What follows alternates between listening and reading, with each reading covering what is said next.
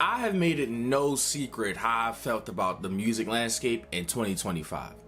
It's awful, especially when you look back at what 2024 gave us from January to right about now, May, going into June in the summer. It's just sad looking at this wasteland when there's artists who have all the potential to drop right now and they're not doing it. Last year we had Future twice, 21 Savage, Kali Uchis, Beyonce, and those were all in the first 4 months. Not to mention Ye, Flo Milli, then later we got Don Toliver. We were on a run going into the summer. And this year it's legitimately just been Bad Bunny, The Weeknd, and Playboi Carti as all the major releases. But that doesn't stop me from speculating or at least anticipating projects that I think are going to come out this year. So with that being said, here are my 10 most anticipated projects to come out in 2025. Fair warning, there's not going to really be any pop records on here. I'm not really in the pop world like that, you feel me? So it is what it is. If you were expecting that, you can go ahead and click off right now. That's not really my bag like that. But at number 10, we're gonna start with Lil Wayne, The Carter 6. He's probably the only person that I'm actually gonna say the album title for, because I don't know the other album titles, and he's the only one that's really announced that this is coming on this specific date. And that's kind of also why I have him at 10, because I know that it's happening, I know that it's coming, and it's Wayne. The Carter 5 was a pretty damn good project. And while I haven't listened, a lot of people did like that 2 Chainz and Wayne's project that came out a couple years back as well. But just looking at the track list, I can tell what type of project this is gonna be. And at this point in 2025, I don't know if I want singy songwriter Lil Wayne with, you know, obviously his rapping involved, more than I just want rap records from Lil Wayne. Like, this isn't the Carter 3, the Carter 2, the Carter 4 where you were making actual songs, right? Like Mr. Officer and stuff like that. I'm not really here for that anymore. I'm kind of just here to get some good bars, some good beats, some modern beats that you can rap over, and honestly just to partner with the younger crop of talent that I want to see you partner with. I don't care to see Miley Cyrus. Like, that's not something that I want to see. Nobody was asking for a Miley Cyrus collab in 2025 with Lil Wayne. Like, I promise you. Would that have flown in like 2009, 2010? Hell, maybe even 2013 when she was doing her little weird hip hop thing? Sure. But in 2025, fam, I don't want to see that. I just don't. Like, I could already imagine it's like a regular like country guitar. I don't want to hear that. But I'm still gonna put it here because I still am gonna listen to it, and it's Lil Wayne. Like, I have to put it there. At number 9, I have Doja Cat. Look, I know how I said in a couple videos back how I really did not like that demonic stuff that Doja Cat was doing, especially just to promote her album and a song called Demon. But that last album was pretty good. I ain't gonna lie, that last album was fire. And what makes it better is that it was an entire rap album for the most part. Sure, it had its poppy moments, its little R&B moments, but 95% of that record, she's literally rapping the entire time, and it's at a pretty good level. I don't go to Doja Cat for beats. I go to Doja Cat for melodies, you know, for the ethereal vibe that she could sometimes get into, for just the overall poppy teen girl that she also gets into a lot as well. And the rapping is usually pretty decent. She's another one from that like eccentric Nicki Minaj, Lil Kim tree. But in my personal opinion, I prefer what she does over most of them, to be honest with you. Because I just think her overall personality meshes well with the music that she makes. She's a nerd, she's a gamer, that's what she does. But she also hangs out in them chat rooms. We ain't forgetting. I'm never letting that go, by the way. I'm never letting it go. You was over there shaking your butt for Wesley. Like, it happened. At number 8, I'm going ASAP Rocky. Now, I don't think I've ever told the internet this, but I truly believe in my heart of hearts, ASAP Rocky is the most overrated artist of our generation, bar none, period. I've never really seen the appeal of ASAP Rocky. I just haven't. Do I think he's good? Yes.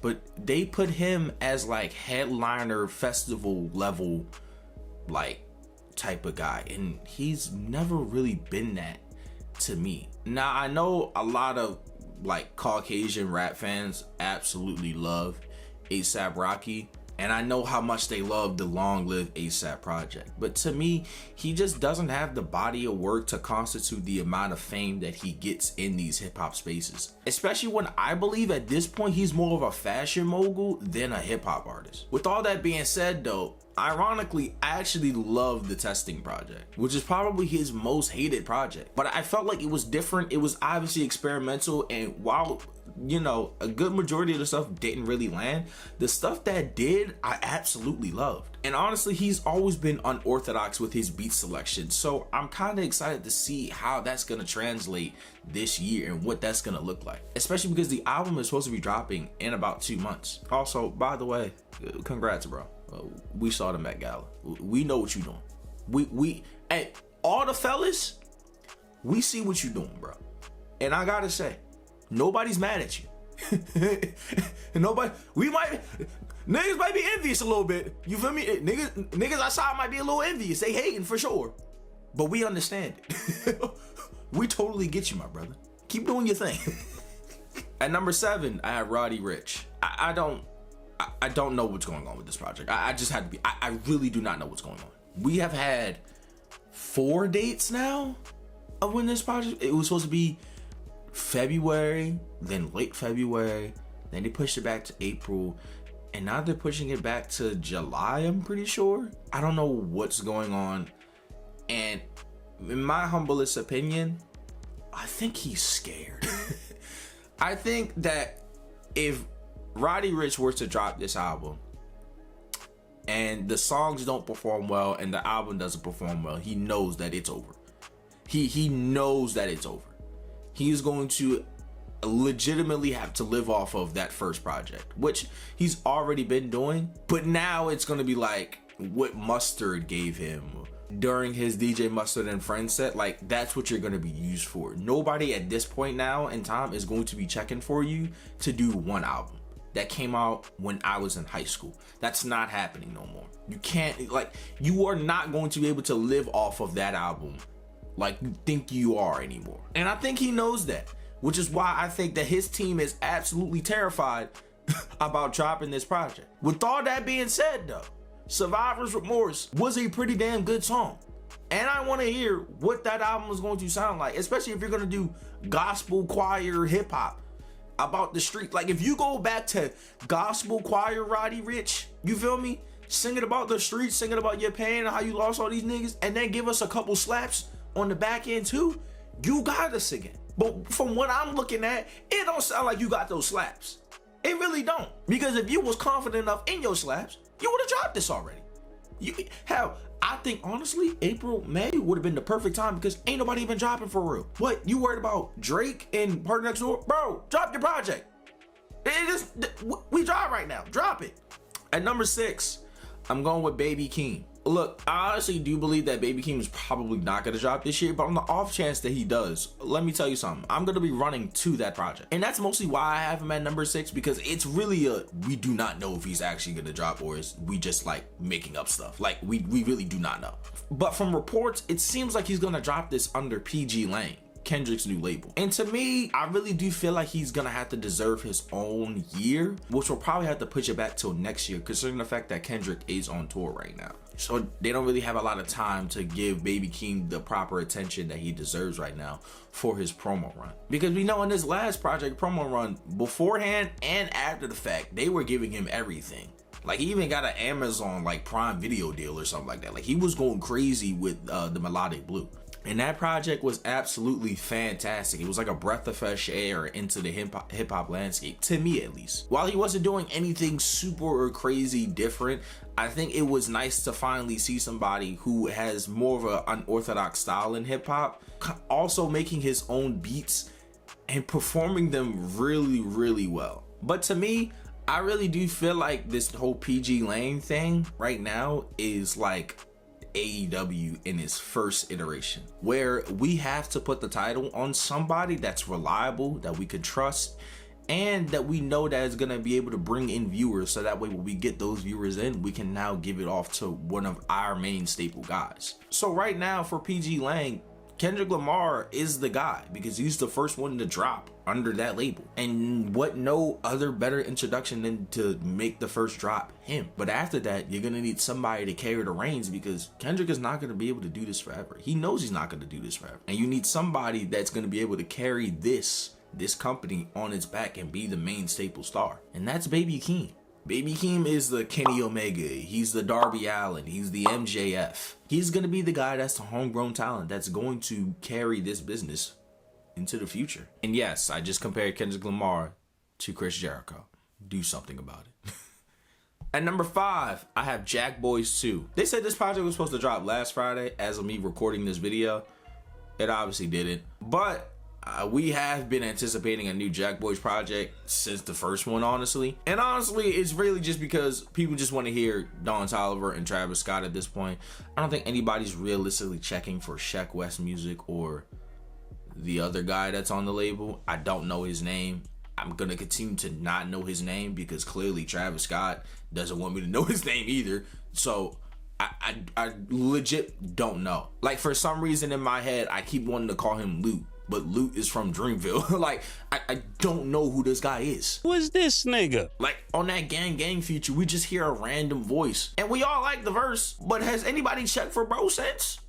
Just gotta be honest. And this is no hate to bro, but like, I'm not gonna lie, Travis is fumbling you right now, bro. Like, the Cactus Jack label is literally just Travis Scott and Don Toliver, with Sheck West doing a Coachella or a Rolling Loud appearance every now and again just to sing Mo Bamba. Like, that's all it is. But nevertheless, I still want to hear the project. I still want to hear it because it's Travis Scott. It's Don Toliver. My 2 favorite artists right now.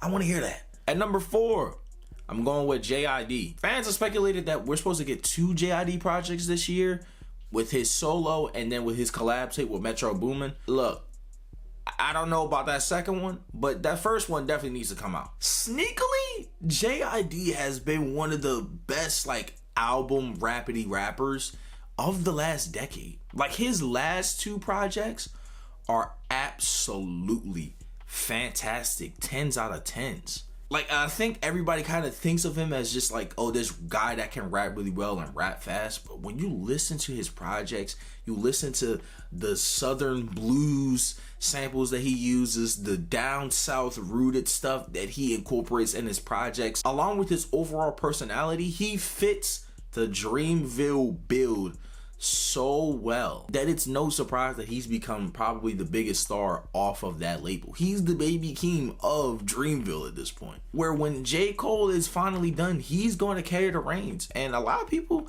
honestly thought he was going to do it in tandem with Ari Lennox until, you know, yeah. But I know for a fact this guy doesn't miss. And even if his solo project isn't the best, I know that JID and Metro project is going to be fantastic. Like, I just know it is. It's no way that it's not going to be good. At number 3, we have sneakily probably my 3rd favorite rapper right now, Lil Tecca. Look, man, you can go watch my reaction to Plan A. It's so good. I mean, it's so good. When I tell you that whole album, for the most part, has been on constant repeat since it has dropped. Like, Taste to Bad Time to 120, D1, Flowers, Cold Girl.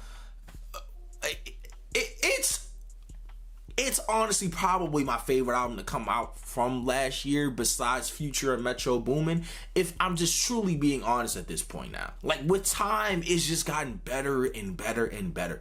Like, if I were to redo my list from last year, I think 120 would have to be my favorite song, like, to come out from last year. And that's not to undermine any of the songs that I had in my top 5, but that song is, it hits every time. The beat is so, like, hypnotic. It's just, I don't know what else more to say. And my TikTok constantly gives me, you know, snippets of Tecca's songs, like Hour right now. I think that's what it's called.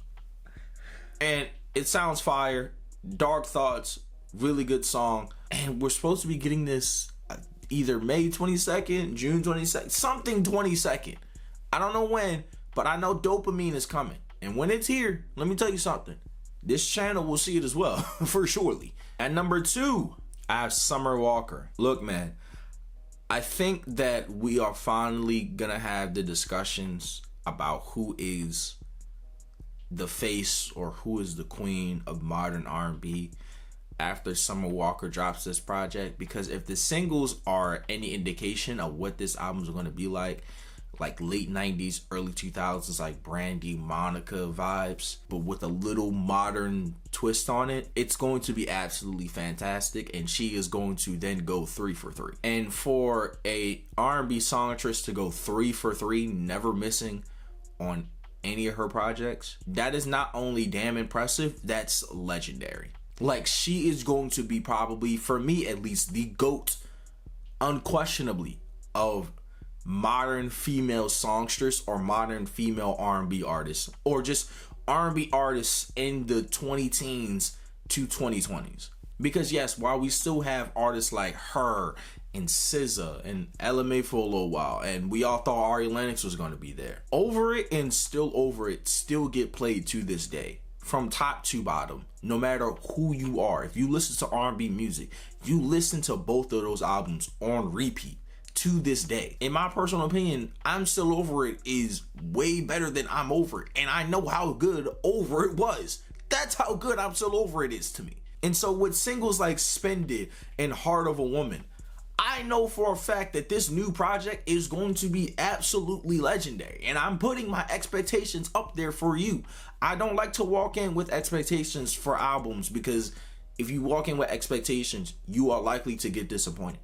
But with her, there's a bar, and I'm putting you against yourself. There's nobody that really can compete with you at this point, because if we're just being honest, her as a body of work, in terms of her own discography, she has one good project, maybe two. But that last one that she dropped was the most cookie cutter, labelish, didn't feel real project ever, because she was the biggest star in music at that point. Like, she was the go-to person for any label of, yo, I need you to hop on that song. And the album overall felt bland. Now, did that album give us Come Through with Chris Brown and Damage? Yes. But I think this is going to be Summer Walker's real opportunity, because as of right now, nobody really has the brass ring. Like, SZA is probably the closest person there, but I mean, she kind of missed her mark. It's like in Fall Guys with the little King of the Crown thing, where like you jump and you miss the crown. Like, I feel like SZA missed her mark with that deluxe that really wasn't all that great. Yeah, it had some good songs on there, and yeah, it has 30 for 30. But 30 for 30 is nowhere near Luther. I think we can all agree on that. And so I really do believe that this is Summer Walker's time to